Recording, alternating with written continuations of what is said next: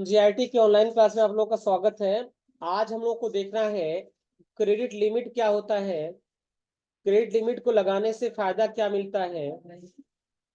ठीक है, देखो, credit limit refer to the monetary limit agreed upon with the seller and buyer of the business.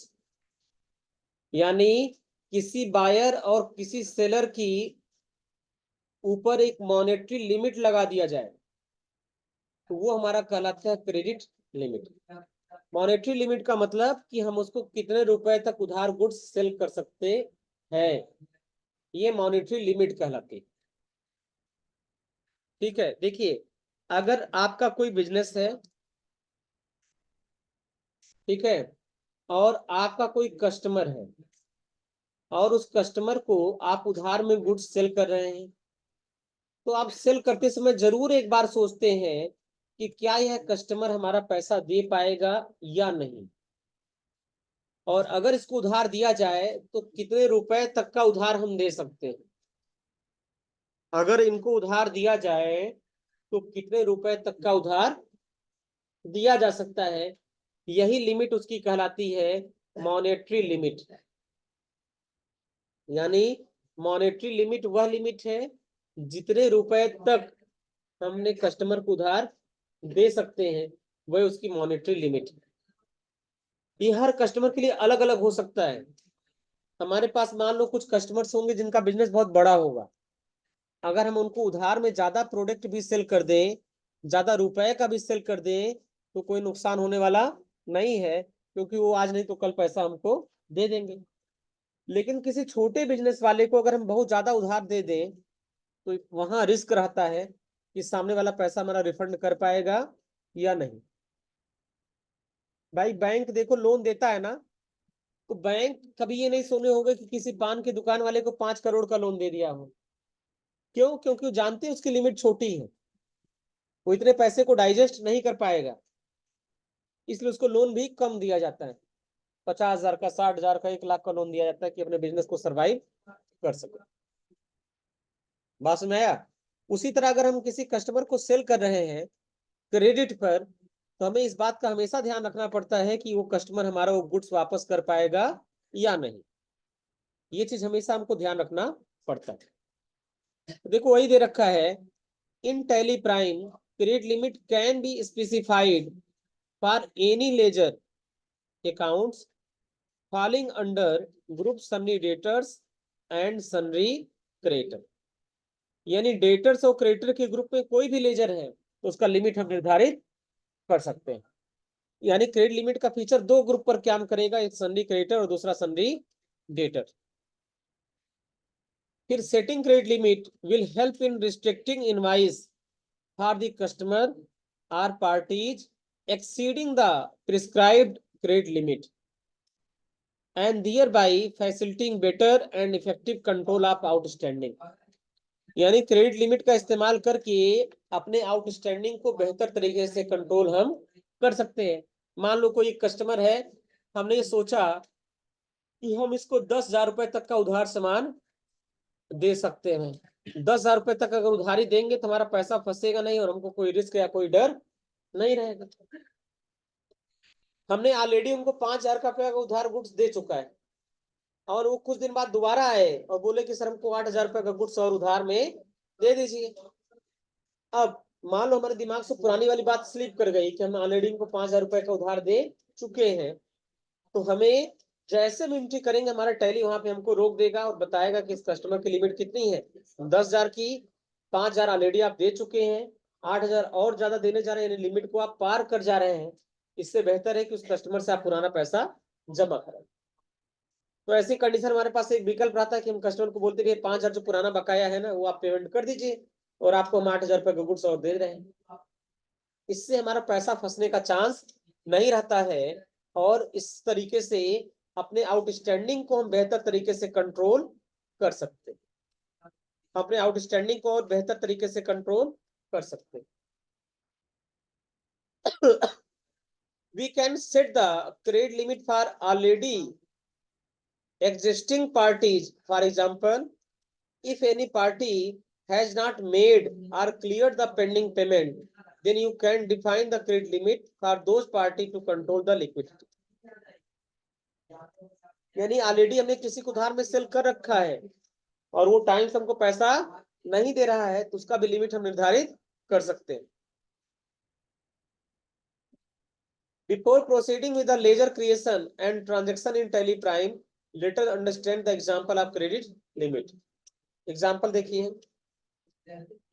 Sridevi international has set the credit limit of ₹3 lakh to Satya traders. इसने Satya traders की limit कितनी कर रखी है? 3 लाख.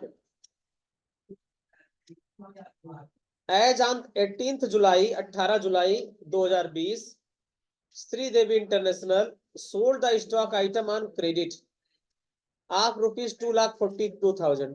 2,42,000 का उधार में सेल किया गया. हमने सत्या ट्रेडर्स की लिमिट कितनी कर रखी है? 3 लाख. और 18 जुलाई को हम उनको 2,42,000 रुपए को उधार में गुड सेल करने जा रहे हैं. इस बिहाफ पर करने जा रहे हैं कि इसका पेमेंट ये पार्टी हमको 10 दिन के भीतर कर देगी.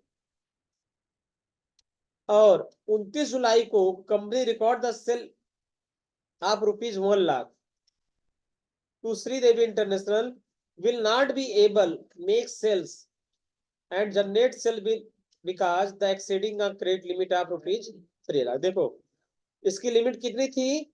3 लाख की.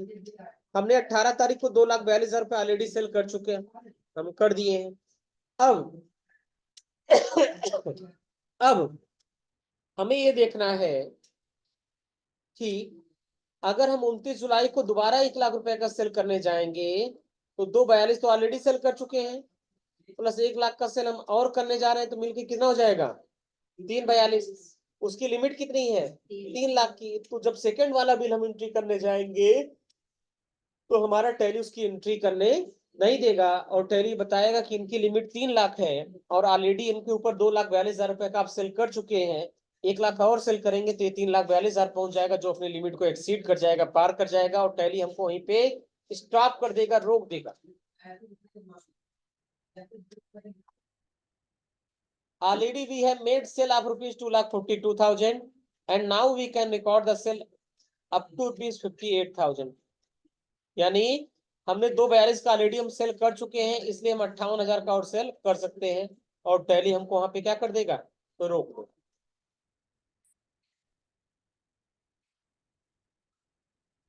Satya Days will allowed a credit limit of ₹3 lakh. If the sale is made more than 3 lakh, then the transaction will be restrict. Transaction क्या रिस्ट्रिक्ट हो जाएगा, नहीं हो पाएगा.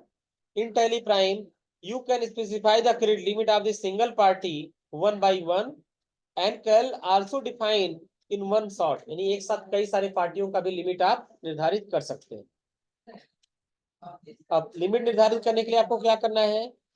सबसे पहले जाना है गेटवे ऑफ टैली पे, फिर मास्टर में जाना है, फिर क्रिएट में जाना है, फिर कहाँ जाना है? अकाउंटिंग मास्टर में जाना है, फिर आपको जाना है लेजर में और लेजर में जाने के बाद F12 से आ जाना है कॉन्फ़िगर और कॉन्फ़िगर में एक ऑप्शन आता है शो मोर कॉन्फ़िगरेशन, इसे करना है यस और यहाँ पे प्रोवाइड क्रेडिट लिमिट वाले ऑप्शन को कर देंगे यस. देखिए सबसे पहले विंडो डी से हमने मिनिमाइज किया. मिनिमाइज करने के बाद हम टैली को ओपन करते हैं.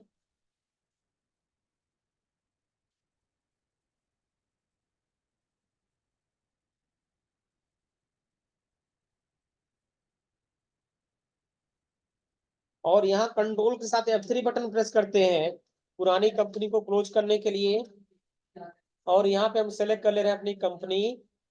हमें सबसे पहले क्रिएट में जाना है और अकाउंटिंग मास्टर में जाना है लेजर और लेजर में जाने के बाद हमें यहाँ पे चले जाना है F12 कॉन्फ़िगर में और यहाँ पे एक ऑप्शन आता है प्रोवाइड क्रेडिट लिमिट, इसे हमें कर देना है वाई से यस और कंट्रोल ए से कर देना है सेव.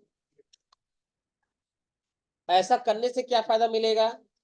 जैसे किसी पार्टी का हम लेजर बनाएंगे, जैसे मान लो हमें सत्या ट्रेड्स का लेजर बनाना है, जैसे उसका लेजर हम बनाएंगे तुरंत हमारे सामने लिमिट लगाने का ऑप्शन मिल जाए. देखिए हम यहाँ पे आ गए कहाँ पर? सत्या ट्रेडर्स में. इसको हमने कर लिया कॉपी एंड कॉपी करने के बाद हमने कर दिया यहाँ पे पेस्ट। तो चूंकि ये हमारा कस्टमर, इसलिए ग्रुप क्या हो जाएगा, सन्नी डेटर्स। तुरंत यहीं पर ऑप्शन आ जाएगा स्पेसिफाई क्रेडिट लिमिट। ये प्राइस लेवल पूछा जाएगा, not applicable, maintain balance bill bye bill yes, default credit period 10 दिन का, क्रेडिट लिमिट कितना हो गया, हमने कर दिया 3 लाख।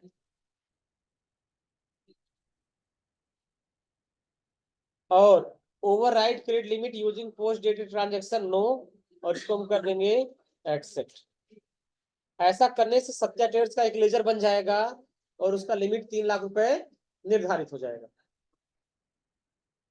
बात समझ में आ रहा है ना, सत्या ट्रेड्स का एक लेजर बन जाएगा, उसका लिमिट हो जाएगा 3 लाख रुपए निर्धारित हो जाएगा। तो ये तरीका हो गया किसी लेजर का लिमिट निर्धारित करने का। इस तरीके से हम किसी लेजर का लिमिट निर्धारित कर सकते हैं।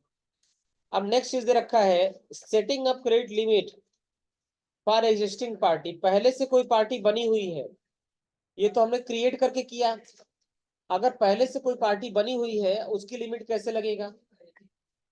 लिखा है हरी इलेक्ट्रॉनिक्स है made a payment against the pending bill number 8 which are the pending from 16 June, जो 16 जून से बकाया था।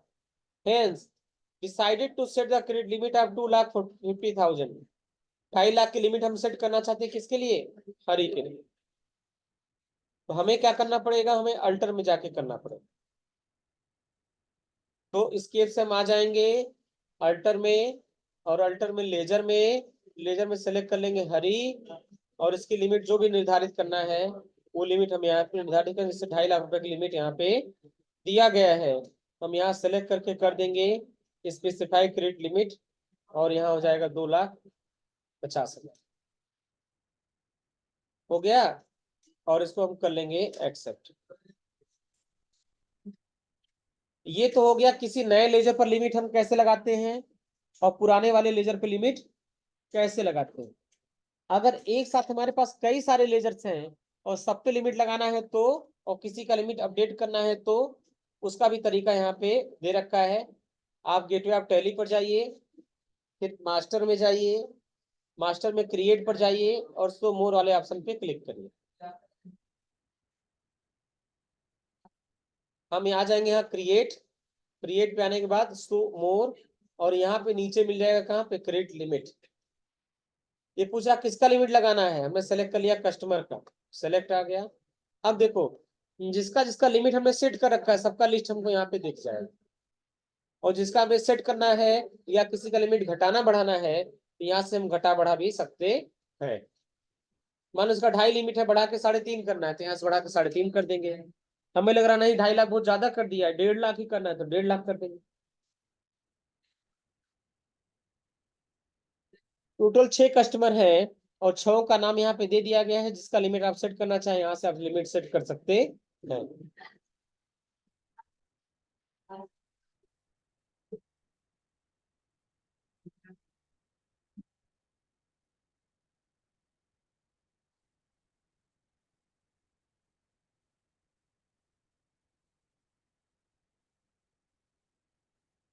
अब है observe that the advance payment entry will be recorded and appear in bill receivable report because the amount of 2 lakh is collected before delivering the goods.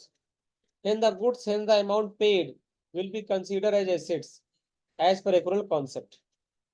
चलो आगे दे रखा है recording of purchase voucher and registering advance payment.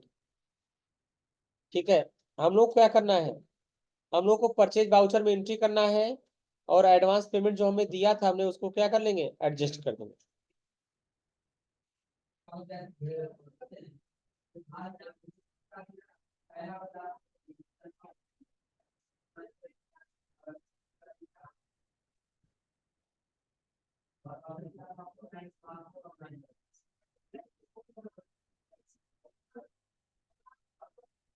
इसके लिए हमें क्या करना है, हमें जाना है गेटवे ऑफ टैली पर, वाउचर में अपना इनसे परचेज पे जाना है।